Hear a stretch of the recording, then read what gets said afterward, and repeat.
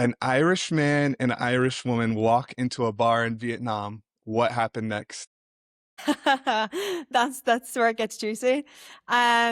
So yeah, I met Joe. I met my partner in Vietnam 4 years ago now, and we hit it off straight away. We kind of just started talking a lot about travel. Obviously, we were both in Vietnam. Joe had been in Vietnam for about 5 years at that stage, so he was well used to the kind of Southeast Asia Vietnam life. Vietnam was totally new to me, so he kind of took me under his wing and showed me the way of Vietnam. And yeah, we met that first night and we started chatting a lot about travel, chatting a lot about the places we have been and places that we wanted to go. And both of us were very, very similar in that, similar countries that we traveled to, and also just similar ideas about life and kind of what we wanted for our lives. So fast forward to a couple of years in, and we started an online business together, and we've been doing that. So we were able to do that and kind of travel the world. We had traveled to a lot of Southeast Asia.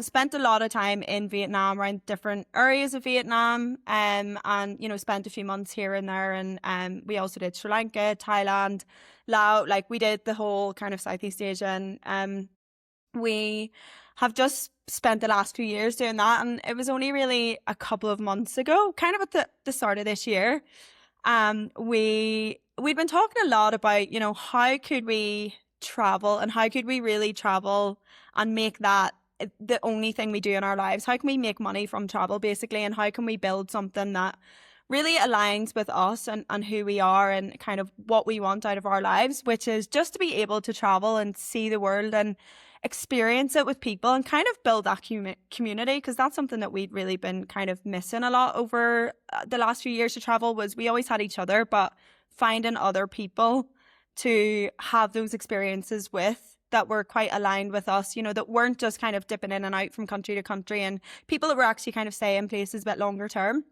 So we really wanted to kind of build that community, and yeah, we wanted to do something that really allows us to kind of keep travel and keep sharing the kind of travel experiences in the world with other people. So yeah, it was a couple of months ago, I kind of turned around to Joe and I was like, why don't we actually just create a business that does this?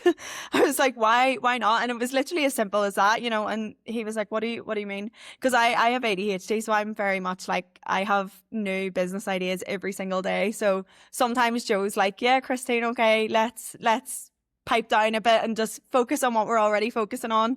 And it was kind of that day where Joe was like, okay, I agree with you. I think, if other people can travel and build businesses around what they love, then why can we not do that as well? We both have that kind of attitude where we're like, if other people can build things that is basically, surrounded by what they love and what they enjoy, then we should also be able to do that.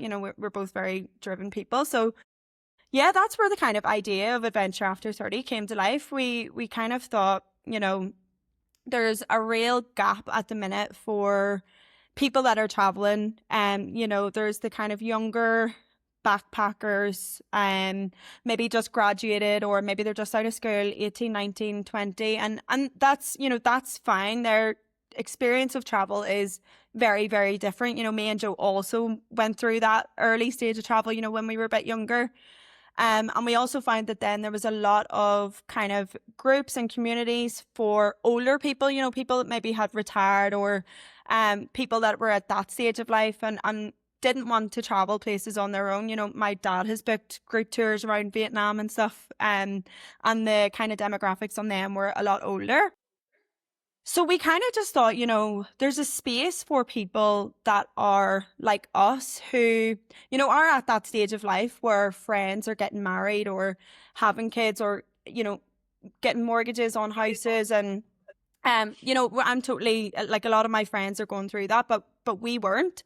And we have no desire to do that at the minute. I'm 30 and Joe's 33, coming 34. So we both feel like there's a lot of people like us that maybe feel slightly like they're not ready to do all of that yet. They still want to see the world and want to experience the world. And why not just bring those people together? Why not just build a community of those people and create something that can bring people in their 30s and 40s together to experience all of these trips. And some of the things we've already done, some of the things are going to be totally new to us as well, but just really building that kind of that those groups of friends that we really craved whenever we were doing certain tours or trips or experiences while we were traveling. Why not just build something that brings those people together that we can create and really build something that aligns with us? And that's exactly where kind of Adventure After 30 came to life. Um, I just want to go back to, where are you both from in Ireland, like distance wise, and what Yeah. cities? So I'm from Belfast and Joe's from Dublin. So we're about 2 hours away from each other. So quite random in that we met in Vietnam. We probably wouldn't have met if we were still in Ireland, because I would have met somebody in Belfast and he probably would have met somebody in Dublin. So yeah, it's one of those things that we're always like, that's fun to tell the grandkids, me 2 hours people met in Vietnam. We couldn't have been any further away from home, and we managed to meet each other and fall in love, and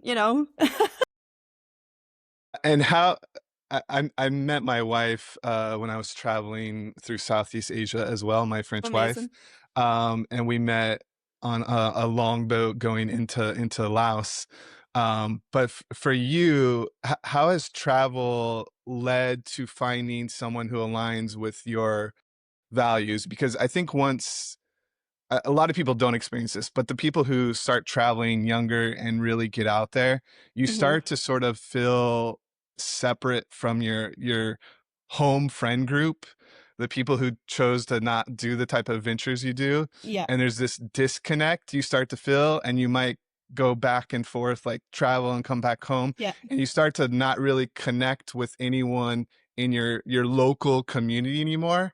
yeah, And so I was just wondering your experience of how you guys met, how that sort of, maybe even like on steroids in terms of meeting, and how yeah. like instantly you connect with Yeah. someone, because it's so much harder to find that at home. Yeah, absolutely. I agree. I think it's one of those things that I kind of didn't know what I wanted in somebody until I met Joe. And I think it was nearly like I didn't believe that there was somebody out there that kind of had the same, I'm going to say free spirit as me, because I am quite free spirited. I'm quite spontaneous. I'm like, one week I'll be like, let's go here. And then the next week I might change my mind. I'm like, okay, I want to go somewhere else. And Joe has always been that person that has just said, yes, let's do it. There's never any pushback and likewise, Joe would sometimes say to me, why don't we just go here? Why don't we live here for a bit? And we'll do that. We'll actually take action and do that. And, I've been in relationships in the past where we've talked for years about going traveling and that has never materialized. And, I think there's some people that can talk and talk and talk and they won't do things. Whereas when I met Joe, it was meeting somebody that actually just says yes to the experiences and life. And whether sometimes it's not always been the best idea, but we've done it and we've done it together. And I think meeting somebody that has actually just been similar to me, and that I just don't think I would have met somebody like that if I was still at home. And that's why we met in Vietnam, because we were both similar and we were both aligned in how we wanted to live our lives. And I think even just in terms of kind of the stage of life we're at, there is a lot of people that at this stage are thinking about getting married, even getting engaged, like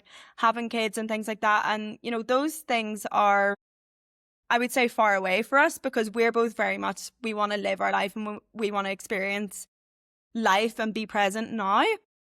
And yeah, I just think, especially in Ireland, it's a small enough country that a lot of people kind of tend to do those things a bit younger and tend to get married a bit younger, get engaged a bit younger, and um do all of that. And we neither of us are kind of ready for that. And yeah, I don't think that I would have met somebody like Joe if I didn't travel. And it was a bonus that he happened to be from Ireland as well. So it makes it easier when we fly back to Europe that we can see both of our families and we are just down the road from each other. But he could have been from England or I don't know, somewhere else in Europe. But, there is something about also just meeting another Irish person. We kind of understand each other. We have the same humor and banter and all of that kind of stuff as well. So I think that just all helped us kind of It just made it easier for us to be together and kind of traveling because it's that sense of home away from home, you know? Yeah.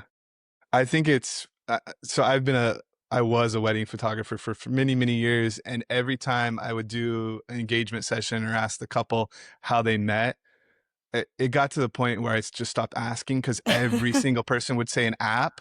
And I Oh, just think really? it's crazy how Yeah. many people like choose their partner based on an algorithm, really. Yeah. But then you tell them like your story or my story, and they're like, Yeah. "Oh my gosh, that's crazy!" And Yeah. like how quickly things evolved, and like we got married very quickly after we met, and things like that. But I think it's crazy that the people are letting like Yeah. tech choose Yeah. their Yeah. destiny. It's funny, Uh, yeah. I have a couple of friends who I've met whilst traveling and kind of similarly they're single. And every time we talk, they're filling me in on the dating life whilst traveling and all of that kind of stuff. But um they're always saying to me, they're like, Kristen, you and Joe have given us hope that we will find somebody when we're traveling because, they're trying the apps, they're doing the things and they're meeting other people, but it's like one of those stories that it is so rare nowadays that people meet in person, never mind meet somebody from home across the world in person. So yeah, it is quite a nice story in that we don't have to say on our wedding day that we met on Tinder or anything like that.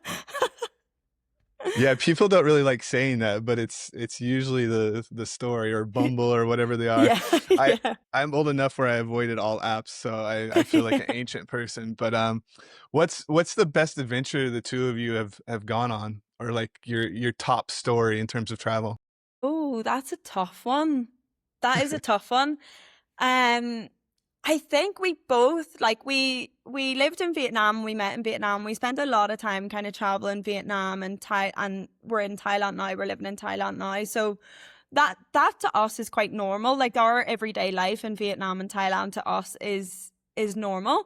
But we lived in Sri Lanka for a couple of months and we lived kind of around we lived in like rice fields and there was kind of monkeys on the roof every day, and it was very much in nature. And it's not necessarily, there's no big story or anything about it, but it was just a period of our lives that we look back on.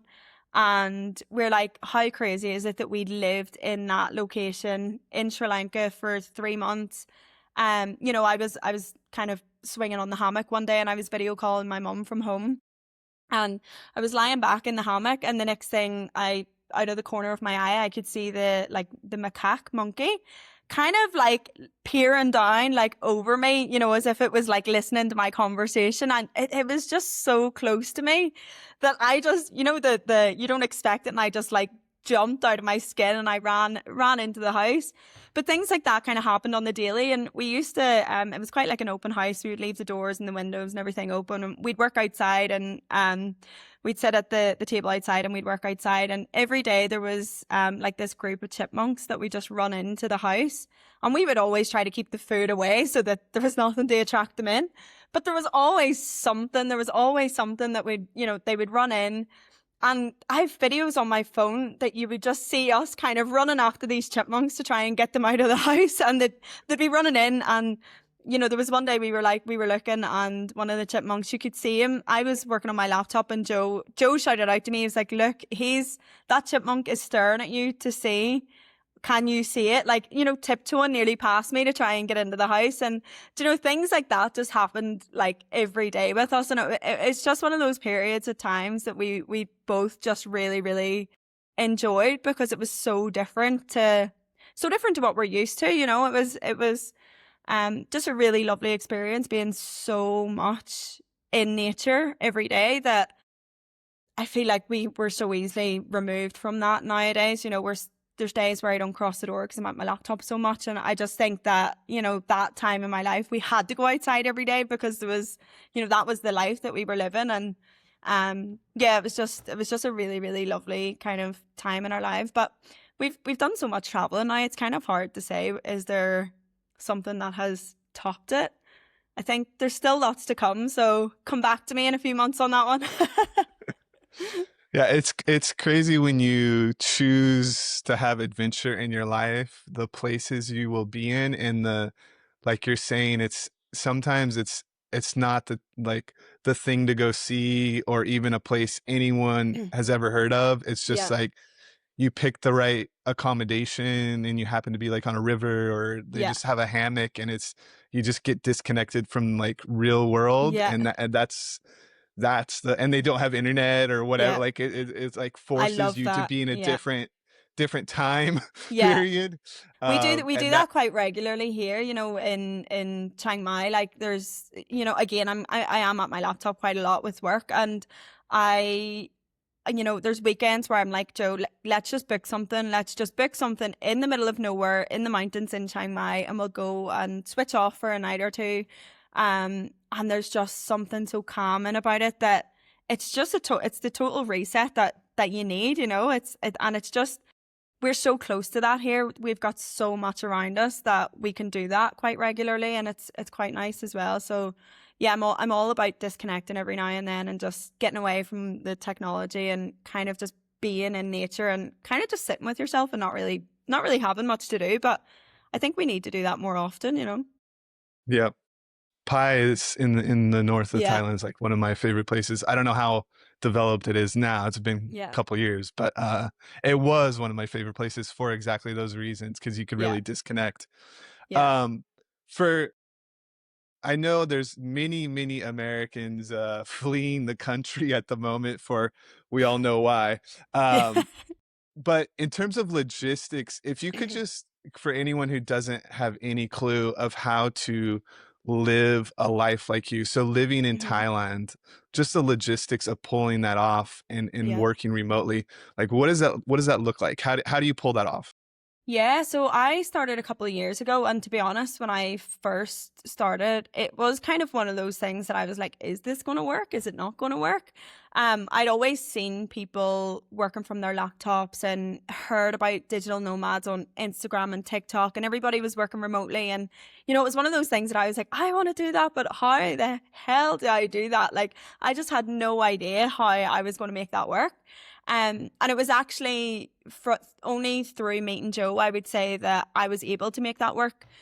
Because we were doing long distance at the time. I had flew back home to Ireland because when we first met, we were actually teaching English in Vietnam.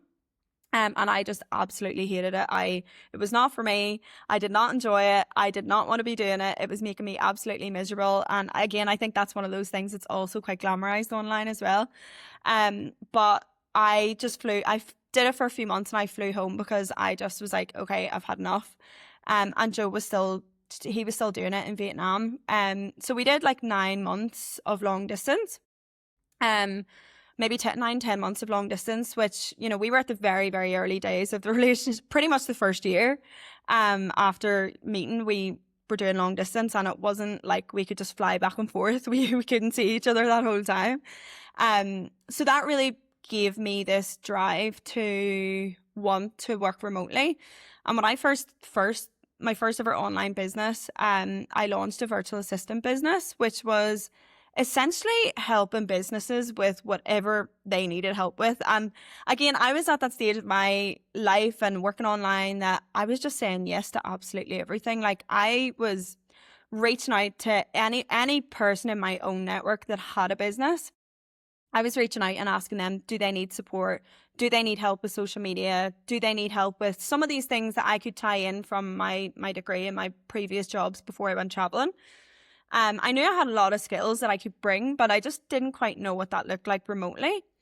So I just started reaching out to loads of people, and I started landing a couple of clients, doing social media. I was managing inboxes, literally answering emails, just doing random stuff like that, I would say is pretty accessible for most people.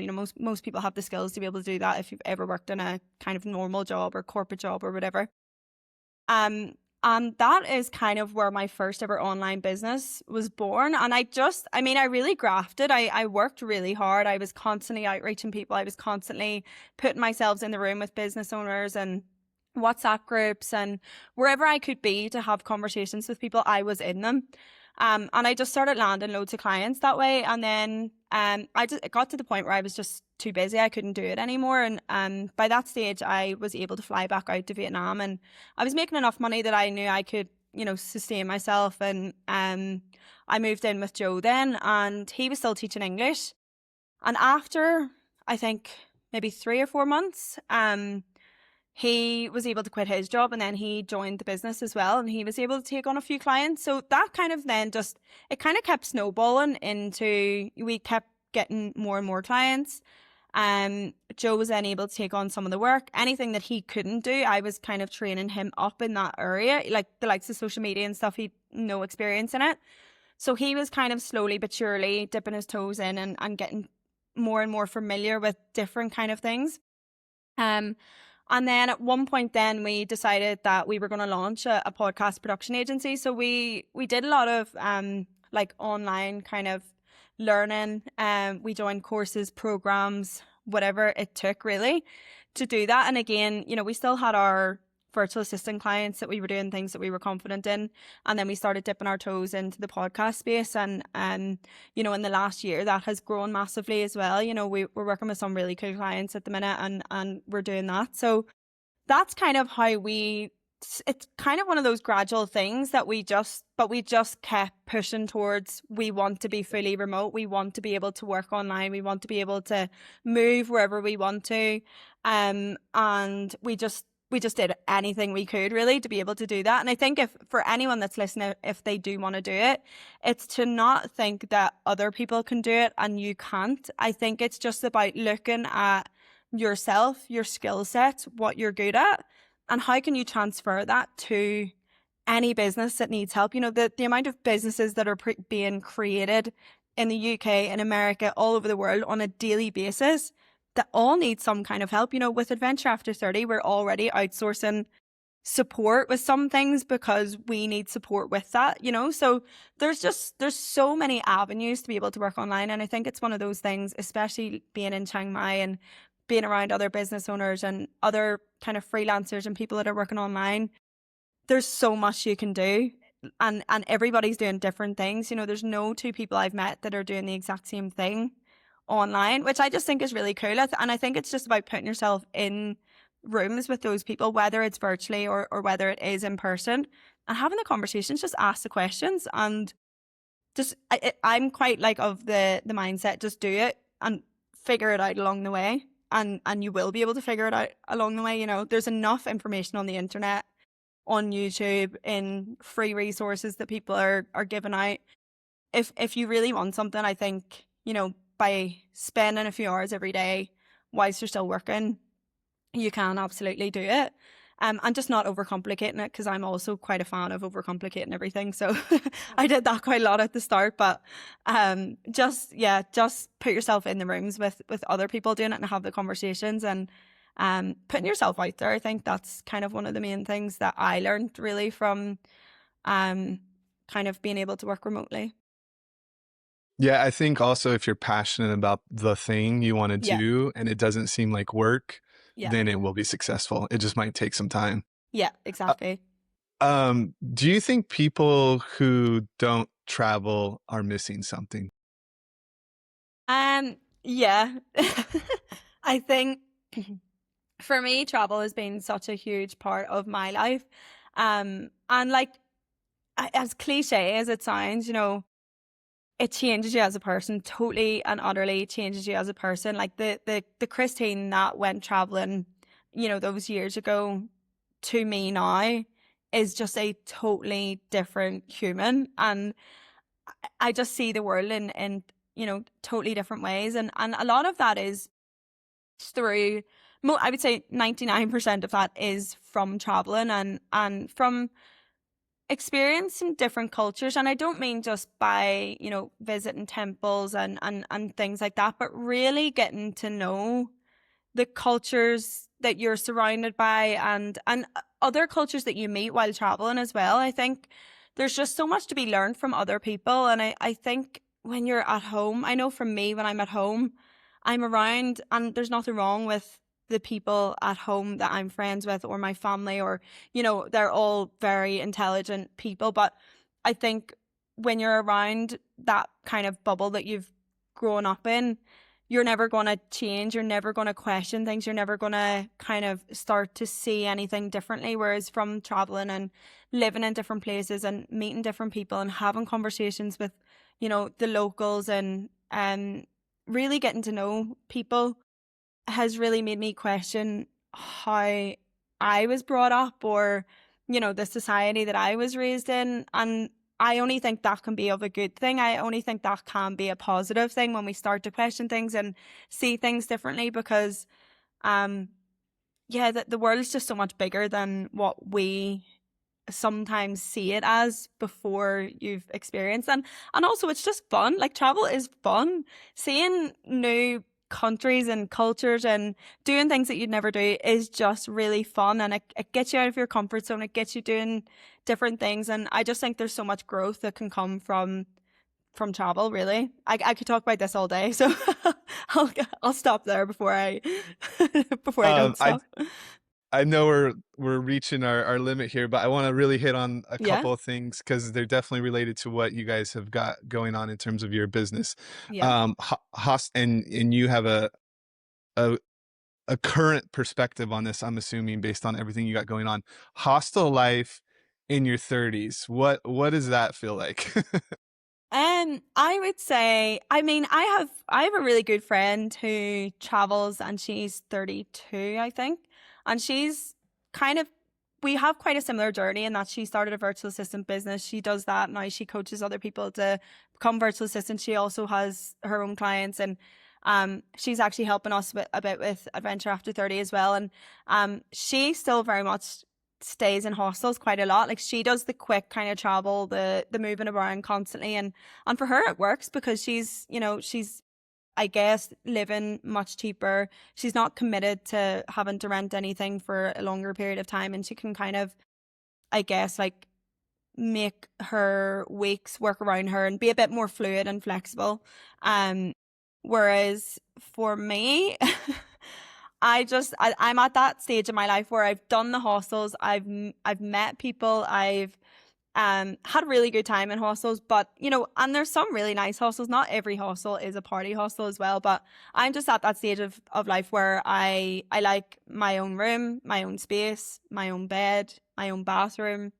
I'm just quite comfortable with that. And I don't need anything bougie or fancy, but I just quite at I'm at that stage of life.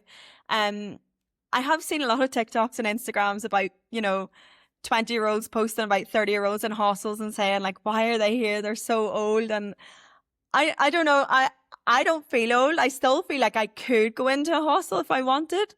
I still don't feel like I'm an old person, if that makes sense. I still feel like the same person I was when I was 21, 22, 23, and I was staying in hostels and I was traveling. But I guess it's a personal thing. If you can not care about what other people could potentially be in that room, like, you could end up in a room with 5 18-year-olds. If you're okay with that, Nightmare. that's yeah. If you're okay with that, that is absolutely fine. I just know for me that would make me feel uncomfortable. And again, as I said, I just like my own comforts now. I'm just at that stage where I just like to have my own space, and I like to be able to chill out without people walking around me and having to share bathrooms and all of that kind of stuff. But yeah, I think that is quite a controversial one, isn't it? I think there's definitely a lot of stigma for the person, and like Yeah. there's a lot of judging, and but if you're like the cool outgoing like Yeah. 50-year-old Yeah. and you want to hang out with 20-year-olds, I think like hostels are the place to be. Yeah. But it's from like just walking into a room and seeing a bunch of young people and then like the old person, it's just like a very extreme contrast, and it Yeah. can really throw off some people Yeah. sometimes. But I think you can also meet some of the most fascinating, interesting people in hostels. When I was younger and I was in hostels, I actually have always been quite drawn to the random person in the room that's generally been older or whatever, because I just find them so interesting. I just find those people, their life stories. I love talking to people that have a really interesting story, and hostels are a really good place to meet those people as well. So I'm not totally against hostels. For me, probably not going to be staying in them much in my 30s and 40s. But never say never. Never say never. Yeah, I had the same experience. I would always just go and talk to that person Yeah, because I did a lot of solo travel, and 99% of the time, the person had figured out a way to, like, they started traveling when they were 18 and they just never stopped, yeah, and they live out of a bag, and they're like the most interesting human yeah, that like doesn't care to be like, they just yeah. are interesting, but they don't like, Yeah, they're not they don't trying to have like be. any Yeah. ego or Yeah. yeah. Funny, yeah, funny story. I know we're kind of getting close to time, but a really interesting person that we met recently was this we were just we a few friends were over visiting and we took them to a bar one night because there was a bit of live music, and we walked into this bar and there was an older lady sitting there, and she kind of started chatting to us straight away, and we found out that she was 90. She's coming 91 this year. She was Irish, so she was from Dublin. So she was from close to where Joe's from, and she was solo traveling.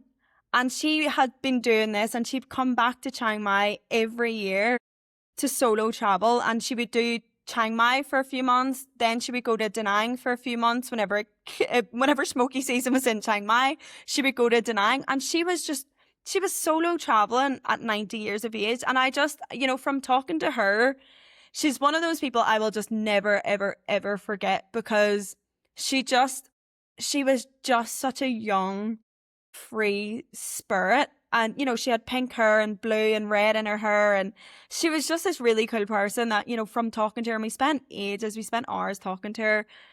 I just thought that's the person I want to be when I'm 90. I want to be that person that people look at and aspire to be whenever I'm 90.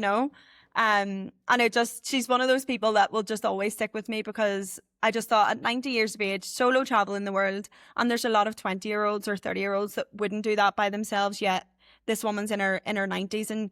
And actually Joe offered to walk her back to her hotel, because I mean, she was 90, so he was like, do you need help walking back? And she just looked at him as if like, absolutely not. I will be fine. I'm solo traveling the world by myself. And she's just one of those people that sticks with me, because I'm like, she is what I want to be when I'm 90.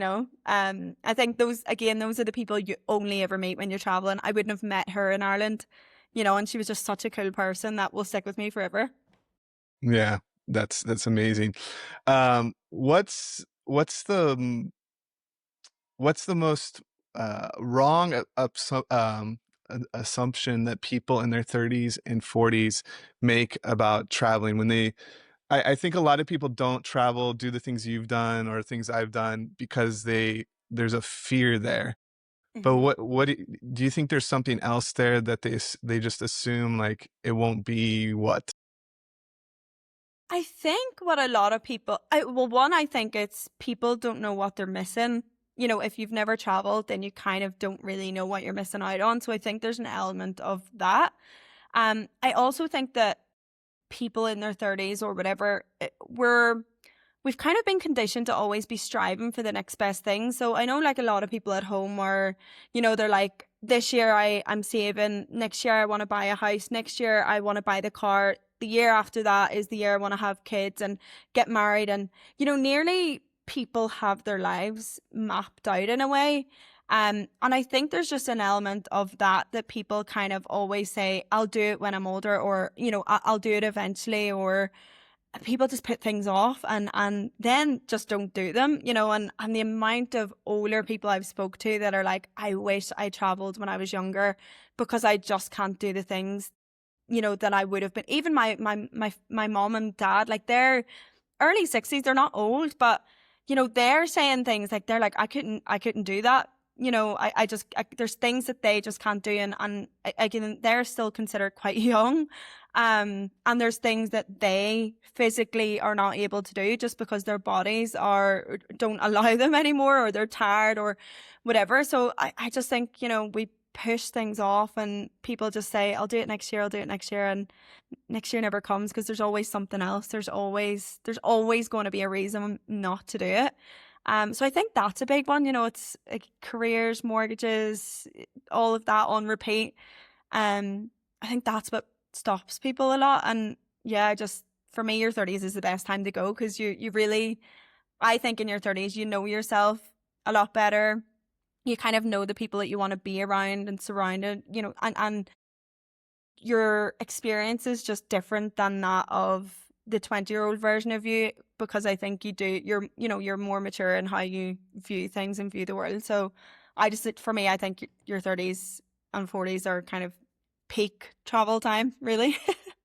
Yeah, it's sad the system tricks us into thinking once you get to this phase, then you'll be happy. And then you get Yeah. to the next and then all of a sudden, like you're saying, you're in your 60s and you physically can't do these things anymore. Yeah. Uh, Even some of the things I did in my traveling, and I'm only in my 40s, I look back and go, oh, I couldn't do that now. Yeah. Because Yeah. it's just, I'm not going to stay in like a bed bug ridden hostel for $1 a Yeah. day. Like, I'm just not Yeah. going to do that, or get on a longboat for 7 days with no bed. Like, I'm just Yeah. not going to do that. Yeah. So yeah, I totally agree.